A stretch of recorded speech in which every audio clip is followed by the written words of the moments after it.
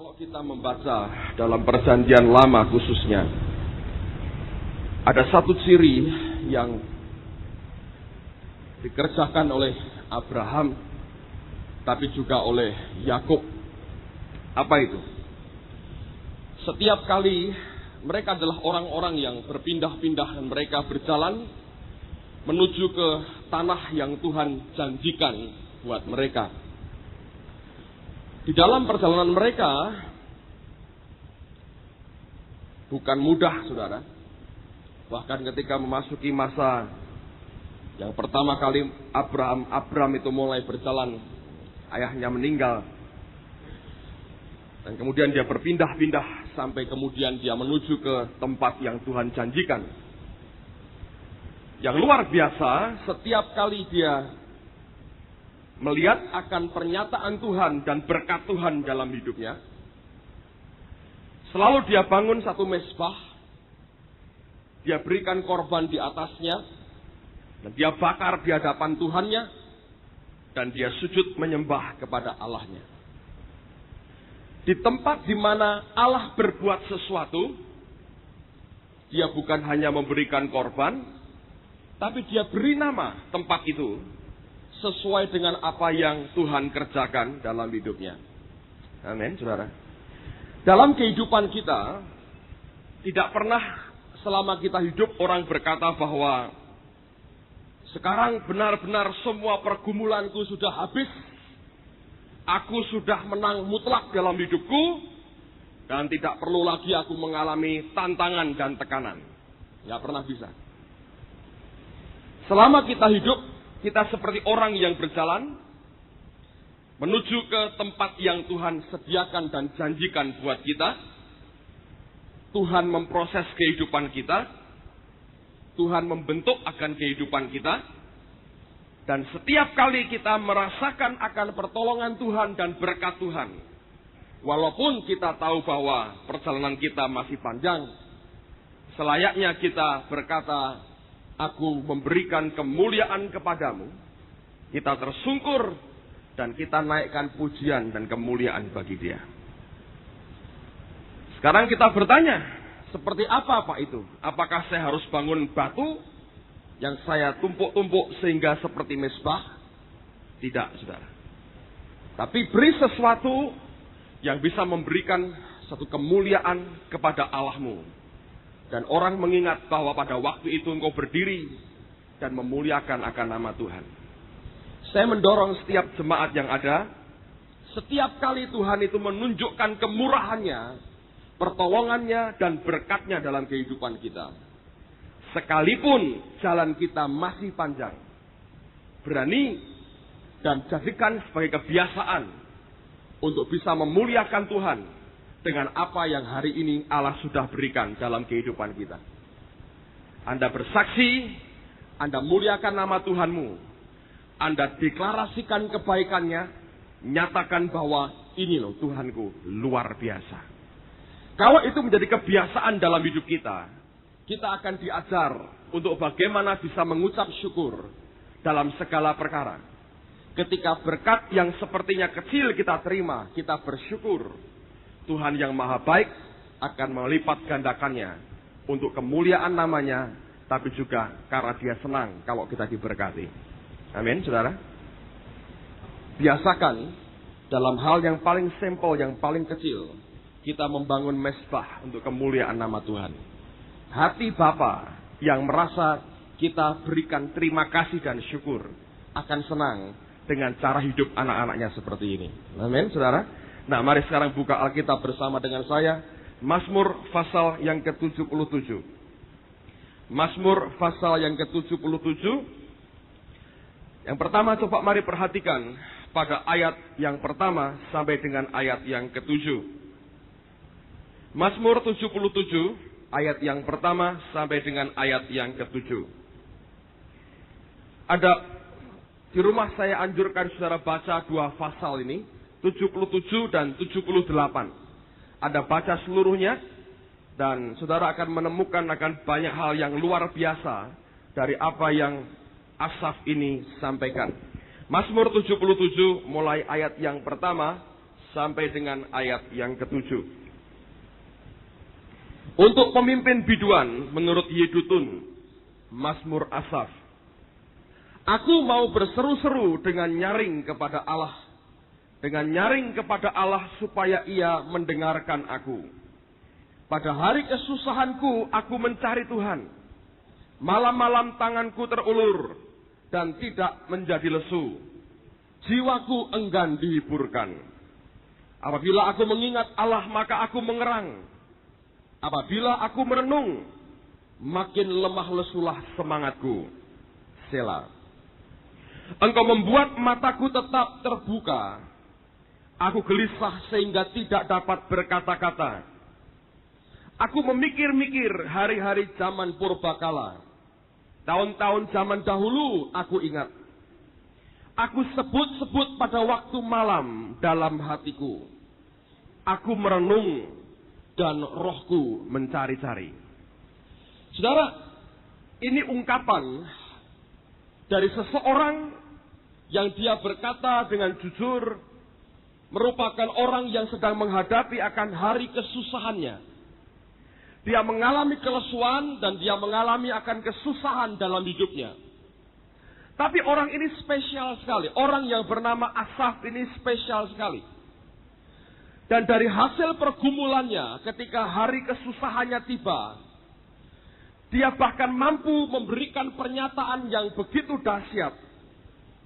Suatu pewahyuan akan bagaimana sebenarnya anak Tuhan ketika hari kesusahannya tiba, ketika pergumulan, ketika tantangan dalam hidupnya itu muncul, dan apa yang dia alami bersama dengan Tuhannya, oleh dorongan roh Allah, ditulis dalam suatu kidung pujian, dinyanyikan dan diajarkan kepada orang Israel, dengan tujuan supaya apa yang dialami Asaf ini juga dialami oleh anak-anak Tuhan yang lain, termasuk saudara dan saya pada pagi hari ini.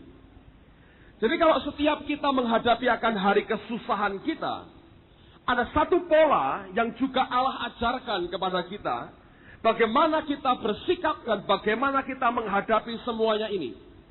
Saya perhatikan dalam dunia ini ada banyak dan bermacam-macam orang. Ada jenis orang-orang yang masa bodoh. Orang ini susah atau tidak susah, makan tetap banyak, tidur tetap nyenyak, saudara. Tidak urusan dia susah atau enggak susah, tidak peduli. Orangnya tenang sekali dan itu karena sikap masa bodohnya dia. Ada yang seperti itu. Memang ada orang yang rohnya kuat sehingga tetap bersuka cita dan tidak mengalami gangguan apa-apa. Tapi ada orang yang begitu gampang terserang pada pikirannya. Nah biasanya teman-teman ini akan mengalami seperti yang dialami Asaf. Dia berkata, engkau membuat mataku terjaga dan tidak tidur. Sepanjang malam dia merenung dan dia merenung. Makin diingat-ingat makin susah hatinya. Makin kepikiran makin berat tekanannya. Tapi orang ini punya keistimewaan. Nah ini yang saya mau bagikan buat saudara. Apa keistimewaannya? Luar biasa, pada ayat yang ke-7, dia berkata begini. Aku sebut-sebut pada waktu malam dalam hatiku, aku merenung dan rohku mencari-cari. King James menerjemahkan begini. I commune with my own heart. Aku berkomunikasi dengan hatiku sendiri. And my spirit made diligent search. Dan rohku itu membuat suatu upaya mencari secara rajin. Ketika dia mengalami pergumulan, dia tidak menghadapinya dengan perasaannya. Karena kalau kita ini terlalu banyak pakai perasaan, saudara akan hancur, pasti itu. Dia juga tidak pakai akan pikirannya. Tapi Alkitab berkata, I commune with my own heart. Aku merenungkan, aku komunikasikan, aku percakapkan dengan hatiku sendiri. Dan dia berkata, rohku kemudian mencari dengan rajin. Nah, ketika Asaf mengalami hari kesusahannya, reaksi yang muncul itu dari rohnya. Betul, fisiknya jelas, jiwanya jelas, mengalami akan goncangan yang cukup berat, saudara. Itu bukan sesuatu yang bisa dilewati tanpa memberikan efek apapun dalam hidup kita. Selama kita manusia, efek yang ada sedikit atau banyak pasti berpengaruh. Tetapi yang luar biasa, pada ayat yang ke-7, dia memberikan pernyataan yang tidak dimiliki oleh banyak orang Kristen yang lain. Alkitab berkata dia berkomunikasi dengan hatinya, dan kemudian rohnya yang keluar untuk mencari. Apa yang dia cari? Dia merenungkan dengan rohnya, mengapa aku mengalami semuanya ini, apa yang harus aku perbuat, dan apa yang menjadi jalan keluar bagi hidupku. Begitu roh kita yang mulai bergerak untuk mencari, saudara akan menemukan akan pewahyuan dari Allah berkaitan dengan apa yang rohmu sebetulnya cari. Tapi kalau kita menggunakan pikiran kita atau perasaan kita, ingat saya katakan lagi, manusia cenderung untuk egois. Manusia cenderung untuk melemparkan kesalahan kepada keadaan atau orang lain. Tidak pernah kita bisa mau mencari apa yang sekarang aku harus lakukan. Kalau kita hanya menggunakan pikiran dan perasaan kita, kita akan berakhir dengan apa yang aku harus tuntut supaya orang lain dan keadaan berubah, supaya aku berubah. Tapi kalau orang mencari dengan rohnya, dia akan menemukan, saya katakan lagi, hambatan pergumulan yang terbesar dalam hidup kita adalah bagaimana kita mengalahkan akan diri kita sendiri. Selama hidup kita masih berkata, si A salah, keadaan tidak baik, si B buat onar, si C yang menjadi masalahnya. Selama kita masih terus berkata seperti itu, sebetulnya kita bermain di luar hidup kita. Dan tidak akan pernah bisa menghasilkan perubahan. Tetapi kalau orang sudah mulai berkata, apanya yang salah dari hidupku? Apanya yang harus aku perbaiki hari ini? Apanya yang Tuhan mau katakan kepadaku? Orang itu mulai bermain di dalam dan perubahan itu akan terjadi. Saudara? Nah, Asaf ini luar biasa.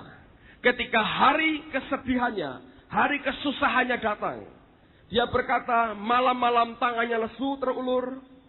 Dan kemudian dia berkata, jiwanya enggan dihibur. Dia mengerang, makin merenung, semakin lesu semangatnya. Tiba-tiba rohnya keluar dan mencari. Kenapa? Apa ini? Apa ini? Apa ini? Saudara, apa yang kemudian kita bisa pelajari? Orang yang mau berbuat seperti yang dialami Asaf, syaratnya satu, rohnya sudah dimerdekakan. Ada banyak belenggu dalam kehidupan kita yang mengikat roh kita. Selama roh kita belum free, belum bebas, tidak mungkin kita bisa mengalami seperti yang dialami Asaf. Coba buka bersama dengan saya Roma pasal yang pertama. Nanti kita kembali ke Mazmur 77. Sekarang lihat bagaimana dengan hidupnya Paulus. Roma pasal pertama ayat yang ke-9. Surat Roma pasal yang pertama ayat yang ke-9. Paulus berkata demikian. Karena Allah yang kulayani dengan segenap hatiku dalam pemberitaan Injil anaknya adalah saksiku bahwa dalam doaku aku selalu mengingat kamu. Pada kalimat yang pertama, bahasa Inggrisnya berkata begini, for God whom I serve in my spirit. Allah yang kulayani di dalam rohku. Bukan dalam pikirannya, bukan dalam perasaannya, tetapi di dalam rohnya. Nah, orang yang bisa berkata seperti Paulus, yang berkata, for God whom I serve in my spirit. Allah yang kulayani di dalam rohku. Orang ini rohnya free, rohnya bebas. Tidak terikat oleh kedagingannya, tidak terikat oleh perasaannya, tidak dibungkus oleh pikirannya. Baru dia bisa seperti Asaf berkata, aku merenungkan dalam hatiku, aku berkomunikasi dengan hatiku, dan rohku dengan rajin mencari. Saudara sekalian, hal yang pertama yang saya mau sampaikan pada pagi hari ini adalah, kalau kita ingin hidup berkemenangan, mulai segala sesuatu dengan roh kita, bukan dengan pikiran ataupun perasaan kita. Karena pikiran dan perasaan kita begitu rapuh dan labil sekali. Engkau tidak akan pernah bisa bertahan kalau hidup kita hanya bergantung dengan apa yang pikiran dan perasaan kita mau kerjakan. Nah, dalam pergumulannya, apa yang Asaf temukan? apa yang ditemukan oleh rohnya. Nah, mari kita pelajari apa yang ditemukan oleh rohnya. Saya lihat ada 3 hal penting, ada banyak sebetulnya. Tapi saya mau bagikan 3 hal penting pada pagi hari ini. Apa yang didapat oleh rohnya ketika dengan rajin, artinya sesuatu yang tidak seketika dia bisa temukan. Dengan rajin dia telusuri dengan rohnya. Kenapa? Apa ini? Apa ini? Apa yang Tuhan maksudkan? Dan ternyata ketika rohnya mencari, Allah memberikan pewahyuan yang luar biasa. Saya tulis ada 3 hal yang penting yang saya mau bagi buat saudara. Ketika hari kesusahan tiba, ketika hari pergumulan tiba, apa yang kita perlukan? Yang pertama, lihat pada ayat yang ke-12 sampai dengan ayat yang ke-21. Ini hal yang pertama yang ditemukan oleh Asaf. Aku hendak mengingat perbuatan-perbuatan Tuhan. Ya, aku hendak mengingat keajaiban-keajaibanmu dari zaman purbakala. Aku hendak menyebut-nyebut segala pekerjaanmu dan merenungkan perbuatan-perbuatanmu. Ya Allah, jalanmu adalah kudus. Allah manakah yang begitu besar seperti Allah kami? Engkaulah Allah yang melakukan keajaiban. Engkau telah menyatakan kuasamu di antara bangsa-bangsa. Dengan lenganmu engkau telah menebus umatmu, Bani Yakub dan Bani Yusuf. Selah. Air telah melihat engkau, ya Allah. Air telah melihat engkau, lalu menjadi gentar. Bahkan samudra raya gemetar. Awan-awan mencurahkan air. Awan kemauan bergemuruh. Bahkan anak-anak panahmu berterbangan. Deru gunturmu menggelinding, kilat-kilat menerangi dunia, bumi gemetar dan bergoncang. Melalui laut jalanmu, dan lorongmu melalui muka air yang luas. Tetapi jejakmu tidak kelihatan. Engkau telah menuntun umatmu seperti kawanan domba, dengan perantaraan Musa dan Harun. Hal yang pertama, saudara sekalian, yang Alkitab ini katakan dengan jelas adalah mengingat akan kebaikannya. Mengingat akan kebaikannya. Nah, ada banyak orang Kristen ketika pergumulan yang dihadapi hari ini begitu kuat. Kita melupakan akan apa yang Allah pernah perbuat dalam kehidupan kita. Dan ternyata itu merupakan kesalahan yang fatal. Kita lebih tenggelam dengan persoalan yang kita hadapi pada hari ini. Dan tidak mau mengingat akan apa yang pernah Allah kerjakan dalam kehidupan kita.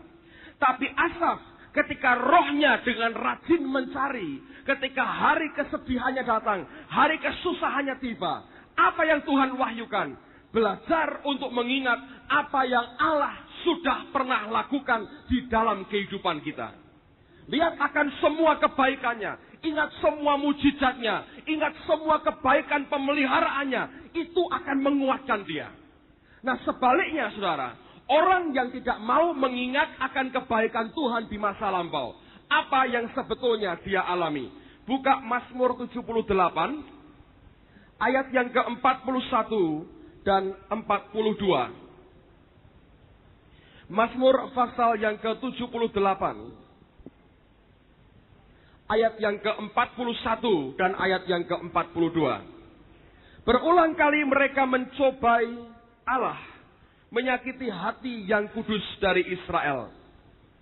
Mereka tidak ingat kepada kekuasaannya, kepada hari ia membebaskan mereka daripada lawan. Bahasa Inggrisnya sedikit beda, berbunyi begini. Yeah, they turned back and tempted God. Mereka berbalik dan mereka mencobai Allah. Dan dikatakan, and limited, membatasi the Holy One of Israel.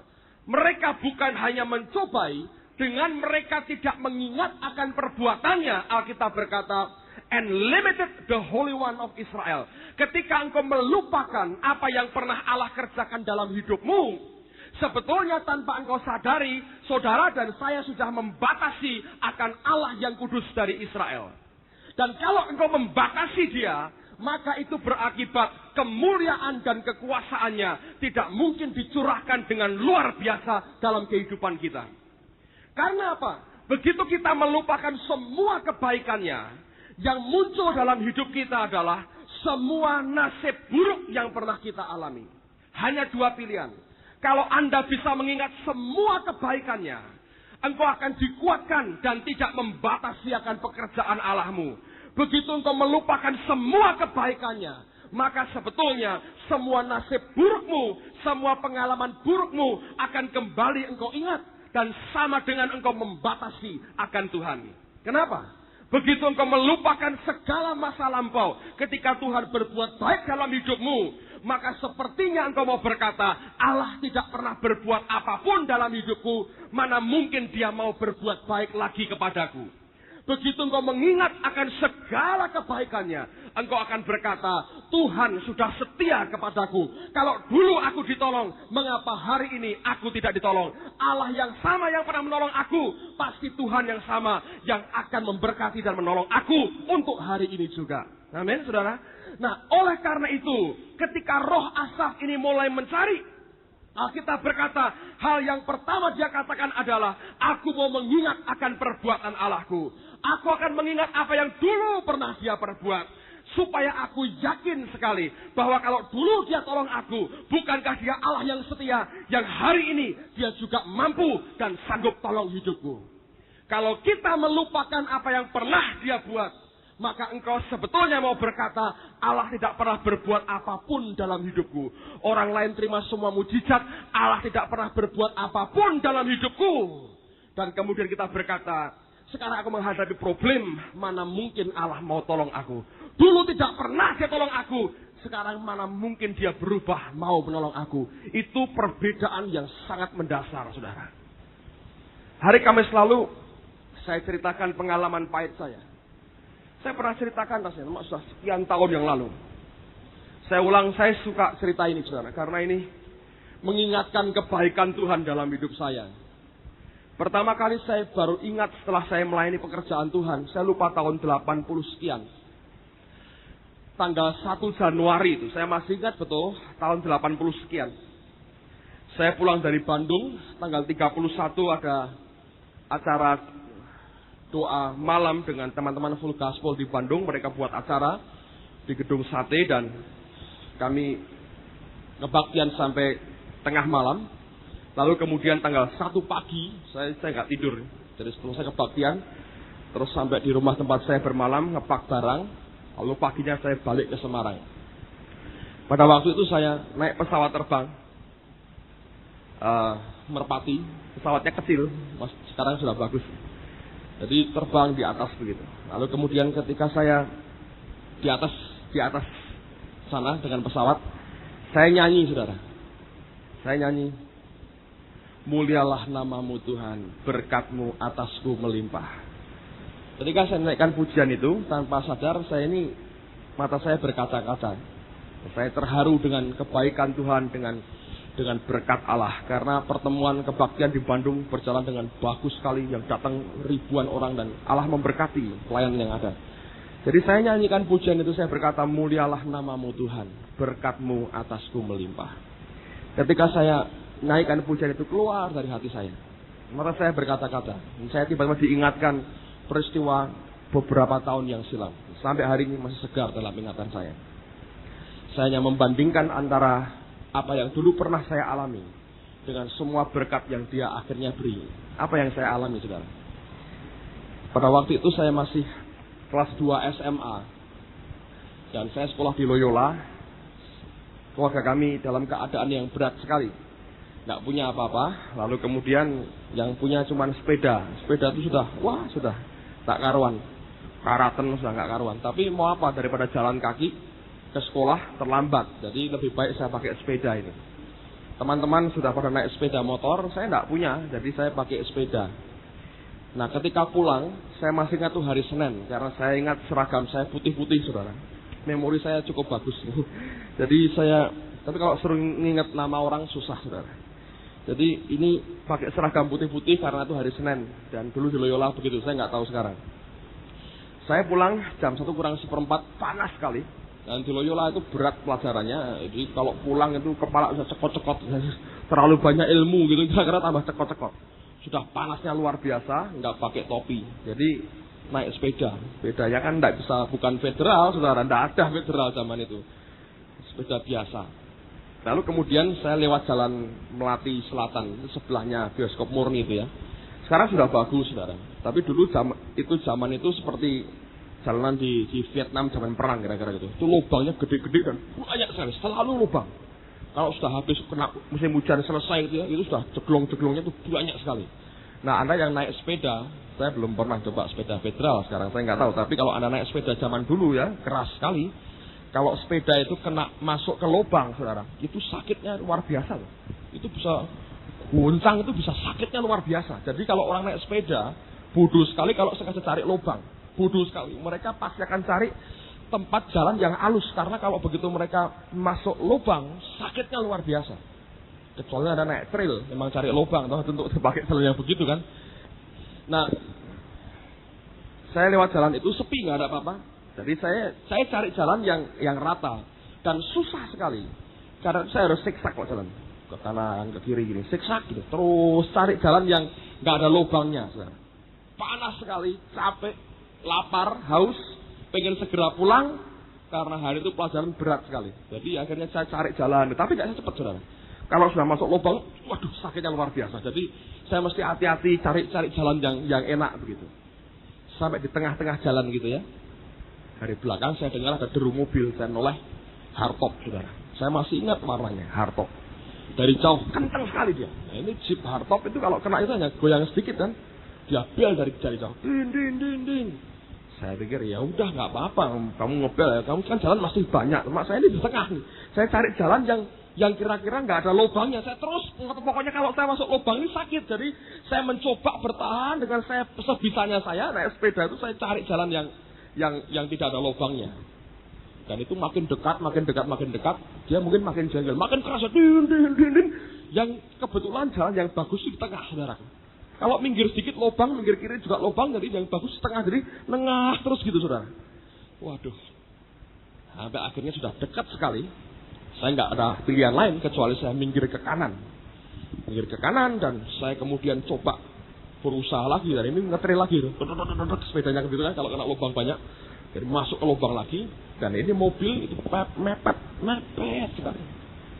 Terus yang pegang setir ini buka kaca jendelanya, saya pikir kok dibuka gitu, apa mau ngajak, ayo tukar dah, gitu lah. Kalau gitu ya saya senang aja, saudara ya, walaupun belum bisa nyetir, kalau tukar mau saya.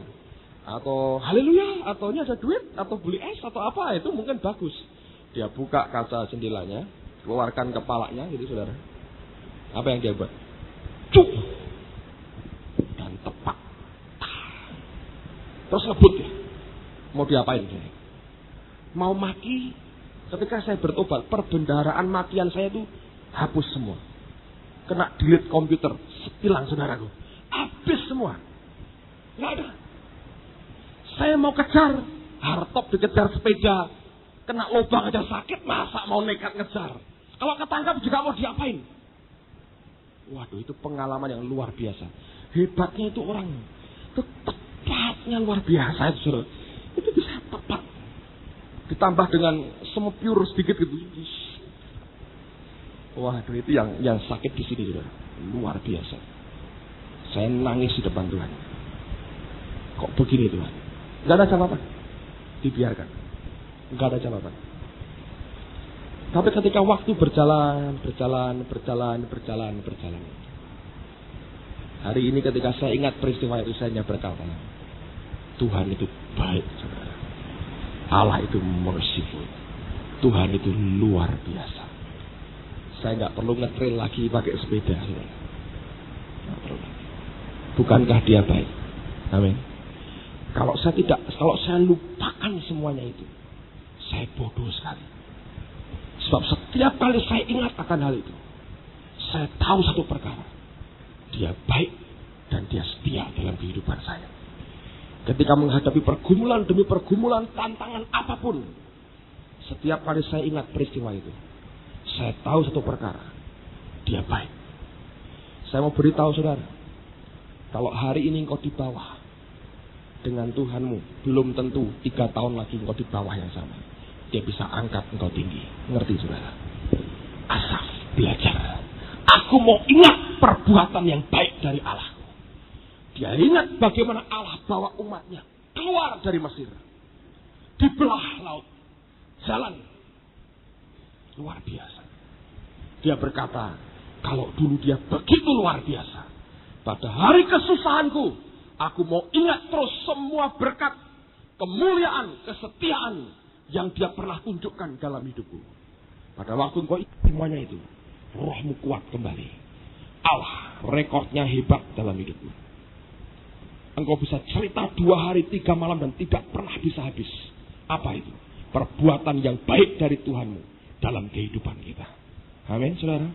Ketika rohnya mencari, Allah mewahyukan ini jelas kepada hidupnya. Tapi ketika saudara melupakan kebaikannya pada masa lampau, dengar, engkau membatasi Allah yang maha mulia. Memang betul, jangan hanya cerita masa lampaumu dan hari ini kok tidak mengalami apa-apa, saudara. Itu sejarawan, cerita Mojopahit, Gajah Mada, dulu gitu. Saya pernah ketemu seorang om yang ceritanya dulu, sekarang nggak ada apa-apa. Kerjanya nongkrong depan TV, nonton TV. Dulu Allah begini, ya percuma. Kalau hanya dulu, sekarang tidak ada apa-apanya, juga nggak ada gunanya. Tapi ketika rohnya mencari, artinya orang ini kuat rohnya. Dia cari dengan rajin. Allah mewahyukan. Ingat akan kebaikannya. Apa yang sudah pernah dia buat dalam kehidupan kita. Yang kedua, baca Mazmur 78. Mulai ayat yang ke-17. Mazmur 78, ayat yang ke-17. Tetapi mereka terus berbuat dosa terhadap dia, dengan memberontak terhadap yang maha tinggi di padang kering. Mereka mencobai Allah dalam hati mereka, dan meminta makanan menurut nafsu mereka. Mereka berkata terhadap Allah, sanggupkah Allah menyajikan hidangan di padang gurun? Memang ia memukul gunung batu sehingga terpancar air, dan membanjir sungai-sungai. Tetapi sanggupkah ia memberikan roti juga? Atau menyediakan daging bagi umatnya? Sebab itu, ketika mendengar hal itu, Tuhan gemas. Api menyala menimpa Yakub, bahkan murka bergejolak menimpa Israel. Sebab mereka tidak percaya kepada Allah dan tidak yakin akan keselamatan daripadanya. Dengar baik-baik, saudara. Ketika engkau bisa mengingat akan kebaikannya di masa lalu, saudara, engkau akan sanggup melihat Allahmu pada hari ini. Tapi orang Israel, mereka melupakan akan kebaikan Tuhan di masa lalu, dan hari itu mereka tidak mampu melihat Allah. Dengar, saudara. Anda bisa bayangkan, mana ada bangsa yang hidupnya diselimuti oleh kemuliaan dan mujizat Allah tiap hari. Setiap hari Alkitab berkata selama 40 tahun, hujan mana turun dari atas. Mazmur berkata itu rotinya, makanannya malaikat, saudara. Tiap hari mereka lihat itu. Hujan roti, saudara. Tiap hari mereka lihat tiang awan dan tiang api. Setiap hari. Tapi karena mereka melupakan apa yang pernah Allah perbuat dalam hidupnya di masa lampau, hari itu mereka tidak mampu melihat Tuhan. Mereka berkata, betul, dia bukakan air dari gunung batu, dia beri roti, tapi bisa nggak dia beri daging? Semua yang baik dari Tuhan hilang, dan yang hanya mereka inginkan dari daging mereka yang muncul. Saudara, dengar baik-baik. Orang yang tidak bisa melihat akan kebaikan Tuhan di masa lampau, hari ini engkau tidak akan pernah bisa melihat dan bertemu dengan Allahmu. Pada waktu engkau tidak bisa melihat Allah, engkau akan melihat musuhmu. Waktu engkau gagal melihat Allah, engkau akan melihat Goliat dan engkau ketakutan seperti Saul. Pada waktu engkau gagal melihat Allah, engkau melihat Kanaan penuh raksasa seperti 10 pengintai. Tapi kalau engkau berhasil melihat Allahmu, maka engkau akan melihat Tuhan lebih besar dari Goliat. Daud berkata, Allah menyertai aku ketika bergulat dengan binatang buas, maka Allah yang sama menyertai aku berperang melawan Goliat. Dia ingat akan perbuatan Allah di masa lampau. Hari ini dia mampu melihat Allah lebih besar dari Goliat. Yosua dan Kaleb beda rohnya, ikut Tuhan dengan segenap hati. Alkitab berkata, memang mereka melihat raksasa, tapi mereka melihat Allah mereka lebih besar daripada raksasa. Orang yang tidak bisa mengingat dan menghargai berkat Allah di masa lampau, dan ketika engkau menoleh ke belakang, engkau berkata, semua hitam dan gelap, Allah tidak pernah tolong aku. Orang seperti ini pada hari ini, ketika engkau berhadapan dengan persoalan, engkau juga tidak akan mampu melihat Allah. Akibatnya apa? Negatif omongannya. Ya betul ada air. Mana tapi dagingnya? Bisa nggak dia kasih daging? Mana mentimunnya? Mana bawang prainya? Mesir ada. Bisa nggak dia kasih? Ya betul mana? Cuma mana tok rasa ketumbar. Bosan. 40 tahun kok begini terus. Padahal untuk dapat mana itu mujizat besar Allah buat. Karena masa lampaunya tidak pernah bisa melihat Allah bekerja. Hari itu ketika mereka menghadapi kenyataan, mereka makan mana tiap hari. Gak ada syukur apapun yang keluar dari mulut mereka. Dan akibatnya apa? Allah begitu murka dan apinya turun di tengah-tengah umatnya. Saudara, orang yang hari ini tidak bisa melihat Allah, biasanya karena juga tidak mampu melihat dia di masa lampaunya. Akibatnya omongannya begitu. Ya, memang. Mereka mungkin berkata begini, ya kalau mana terus tiap hari kan bosan. Tapi itu mujizat. Karena saking biasanya jadi biasa. Tapi itu mujizat saudara. Rotinya malaikat dikasih. Mungkin kalau sekarang ya orang berkata, ya kalau mana tok ya jangan. Mana isi keju hari ini gitu. Hari berikutnya mana isi coklat gitu. Minggu depan mana isinya sosis dan ham gitu. Itu kan buatanmu sendiri saudara. Allah memberi seperti yang dia mau. Dan kita berkata, masa hanya itu.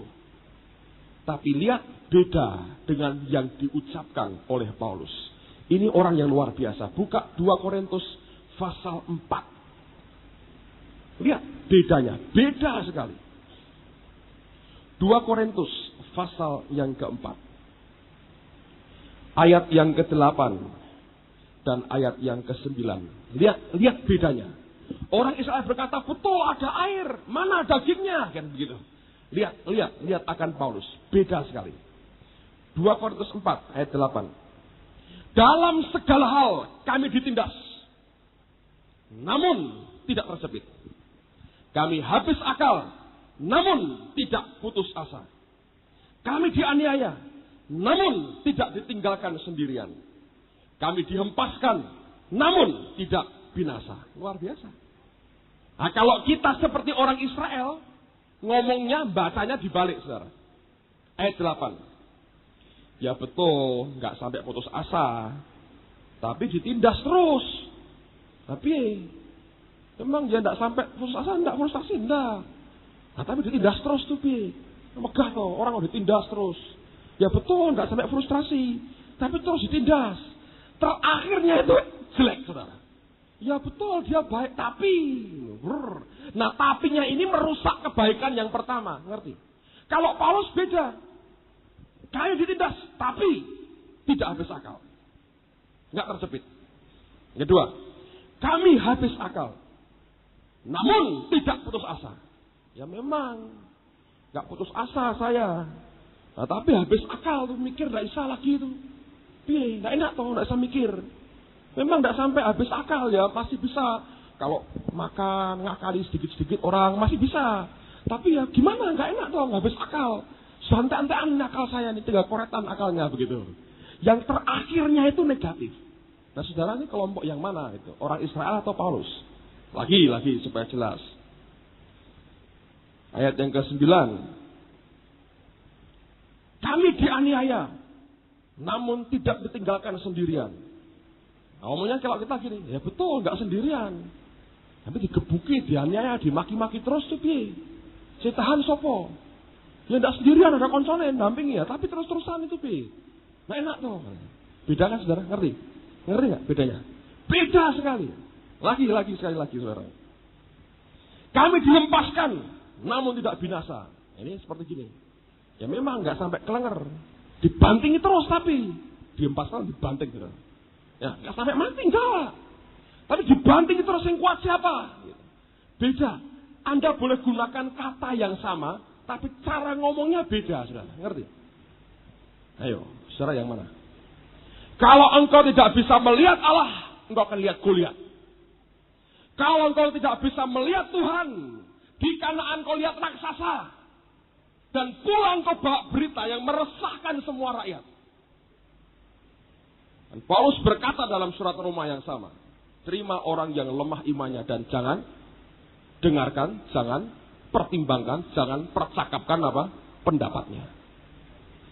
Belajar, ingat akan masa lampau, lihat kebaikan Tuhan. Luar biasa. Maka hari ini engkau akan sanggup melihat Allah. Ketika engkau sanggup melihat Allah, tidak ada raksasa, tidak ada Goliat, tidak ada tantangan yang besar yang bisa engkau lihat. Yang kau lihat adalah Allah yang besar. Dan cara bicara kita akan beda, saudara. Amin. Ini yang terakhir. Buka Mazmur 78. Balik ke Mazmur 78. Ayat yang ke-32. Dan ayat yang ke-33. Kalau saudara tidak bisa menyelesaikan dua hal yang pertama tadi, nah ini akibatnya. Mazmur 78 ayat 32 dan 33. Sekalipun demikian mereka masih saja berbuat dosa dan tidak percaya kepada perbuatan-perbuatannya yang ajaib. Sebab itu ia membuat hari-hari mereka habis dalam kesia-siaan dan tahun-tahun mereka dalam kekejutan. Amplified mengatakan dalam teror dan sudden haste, keterkejutan. Teror dan keterkejutan. Harusnya kalau kita bisa mengingat akan apa yang pernah dia buat di masa lampau, engkau bisa bersyukur, engkau kuat. Hari ini ketika hari kesusahan tiba, engkau sanggup melihat Allahmu dan engkau berkemenangan. Begitu engkau melihat Allahmu, maka sebetulnya akan membuat engkau percaya kepada Dia. Saudara, tapi kalau tidak, Alkitab berkata, sebab itu ia membuat hari-hari mereka habis dalam kesia-siaan. Umur kita akan bertambah, tapi buah kita tidak akan tambah masak. Sepertinya kita habiskan hidup kita dengan sia-sia, dan tidak ada hasil apapun yang bisa dipetik dari kehidupan kita. Saudara, saya mau katakan, seringkali orang yang berulang tahun itu memikirkan sesuatu dalam pengertian aku mau pesta apa, dikasih kado apa, ini nanti ngundang siapa, begitu. Sebetulnya bukan. Setiap kita berulang tahun, biasakan begini, renungkan harimu, tarik ke belakang dan lihat apakah engkau sudah isi hidupmu dengan sesuatu yang berkenan di hadapannya, atau sebetulnya hidupmu hanya berlalu sia-sia tanpa ada gunanya, saudara. Dan saya mau katakan, waktu itu berjalan begitu cepat. Umur saya sudah tambah panjang, tambah banyak. Sudah bukan anak muda lagi, rupanya, saudara. Image di luar masih, ini anak-anak muda. Saya tidak muda lagi. Bulan depan umur saya sudah banyak, saudara. Ya. Kita semua harus merenungkan akan, dan waktu setahun itu cepat sekali. Saya masih ingat tahun lalu anak-anak pelajar ini buat surprise buat saya diundang, semua diundang. Saya pikir kenapa diundang. Memang saya tahu tuh hari ulang tahun saya, cuman saya nggak pernah siaran. Tiba-tiba muncul lagi sudah. Hampir setahun. Itu kotak apa? Kotak apa? Keranjang apa? Yang diberi masih ada. Oke, untuk yang lain. Cepat sekali setahun. Dan itu membuat kita merenung apa yang sudah kita kerjakan selama ini. Saya masih ingat ketika Pak Adi itu mulai sangakala. Kami bergabung itu hampir seumur saya bulan depan ini. Ketika dia pertama mulai ngumpul-ngumpulkan anak-anak itu. Kira-kira seumur itu. Saya tiba-tiba hari ini saya bulan depan sudah seumur seperti dia sekian belas tahun yang lalu. Sekarang dia tambah tua, enggak tetap saudaraku ya. Tapi saya melihat, dulu saya panggil dia Pak Adi gitu ya. Saya pikir saya anak muda, dia orang tua. Sekarang saya sudah orang tua, saudara. Betapa cepatnya waktu itu berjalan. Belajar, hitung apakah hari-hariku itu sia-sia atau berbuah banyak. Kalau kita tidak pernah bisa ingat akan apa yang dia buat pada waktu yang lalu, hari ini kau tidak pernah bisa ketemu Tuhan. Waktu kau tidak ketemu Tuhan, Alkitab berkata kau tidak mungkin percaya. Waktu kau tidak percaya, hari-harimu akan sia-sia. Tapi kalau ada orang yang berani percaya, saya tahu kemuliaannya luar biasa. Saya akhiri dengan ini, saudara. Setiap Senin saya terima laporan berapa persembahan yang masuk dan sebagainya. Saya terima laporannya lengkap. Lalu Senin lalu dilaporkan, dan itu membuat kena di hati saya. Saya nggak nyebut nama, mungkin ada di antara saudara. Tapi saya mau sampaikan ini sebagai rasa penghargaan saya, appreciate saya yang besar. Apa yang Anda buat. Dan mungkin yang lain perlu mengerti. Ada seorang saudara memberi sepasang anting-anting. Ditaruh di kertas gitu ya, karton agak tipis. Dia masukkan. Dan dia beri catatan kecil. Kira-kira bunyinya begini.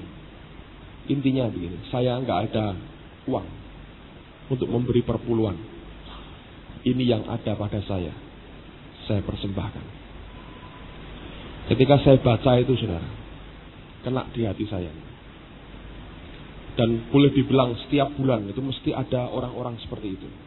Dengan kira-kira kalimat-kalimat yang sama. Saya nggak ada uang. Ini yang saya beri. Saya nggak ada uang lagi untuk persembahan atau perpuluhan. Ini yang ada pada saya beri. Saya bersyukur ada orang-orang yang belajar dan berani untuk percaya. Dalam ketidakberadaan, Yesus menghargai. Ada orang kaya datang memberi persembahan. Ada janda miskin memberi uang sedikit. Tuhan berkata janda ini memberi lebih banyak dari orang kaya tadi. Karena memberi dari ketidakberadaannya. Saudara mengerti itu? Dan buat saya sebagai hamba Tuhan, tiba-tiba saya sadar sesuatu. Ada banyak orang yang cinta Tuhan di tempat ini. Lebih daripada diri mereka sendiri. Dan saya hanya bisa bersyukur kepada Tuhan. Karena itu memberikan kekuatan yang luar biasa. Sadar tidak sendirian. Sadar. Saya mau katakan buat saudara, Allah itu baik sekali. Dan sangat baik. Kemarin dalam kebaktian kaum muda saya katakan begini. Sudah kira-kira mungkin 3 minggu terakhir ini perasaan ini begitu kuat dalam hati saya. Setiap kali saya berdoa di kamar doa, saya tahu ada banyak orang yang berdoa di kamar doa di bawah. Mereka berdoa, saya doa di kantor saya sendiri untuk menyiapkan untuk kebaktian. Dan selesai kebaktian juga saya buat yang sama. Saya dengar suara orang-orang berdoa di sini berdoa. Tiap Sabtu juga ada puluhan orang yang berdoa di tempat ini. Lalu ada kesadaran yang muncul dalam hati saya. Saya berkata begini kepada Tuhan. Tuhan, hamba-Mu ini tidak lebih daripada sebuah boneka Muppet. Yang sepertinya ketika dimainkan, dia bisa buka mulut, bisa goyang-goyang, bisa lucu, bisa apa. Tapi nggak lebih daripada itu. Ada banyak tangan-tangan yang tidak kelihatan di dalam. Yang mampu membuat boneka itu bergerak. Dan saya berani berkata begini, saudara. Semua yang baik yang keluar dari hidup saya, itu semua karena Tuhan. Semua yang kurang baik, yang tidak baik, yang pernah keluar dari hidup saya, itu dari saya pribadi. Semua kita semestinya harus menyadari itu.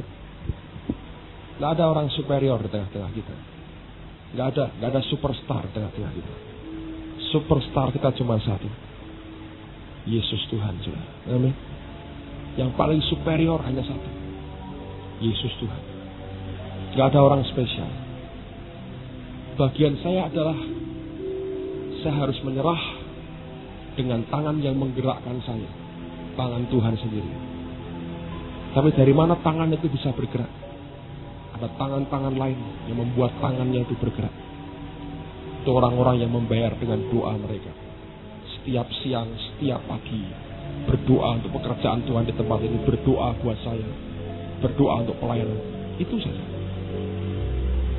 Semua yang baik yang pernah muncul di gereja ini, saya berani berkata, itu Tuhan. Semua yang tidak baik yang pernah keluar dari hidup saya, dari kedagingan saya, yang masih perlu dirubah dan dirubah dan dirubah. Ngerti saudara? Saya tidak mau ada orang yang melihat kepada manusia di tengah-tengah kita. Itu mendukakan hatinya. Itu mendukakan hatinya. Belajar percaya Allah, sekalipun tidak kelihatan, tapi Dia ada. Nanti rohmu akan bisa menangkap ketika Dia hadir di tengah-tengah kita. Saya berdoa pada pagi hari ini, biar roh kita diperdekakan seperti Asaf mengalami kemerdekaan. Bukan dengan pikiran, dengan perasaannya, tapi rohnya dengan rajin mencari. I commune with my own heart. Dan dia berkomunikasi dengan hatinya sendiri. Dan rohnya mulai mencari. Sampai Allah mewahyukan sesuatu yang besar dalam hidupnya. Mari kita berdiri bersama-sama.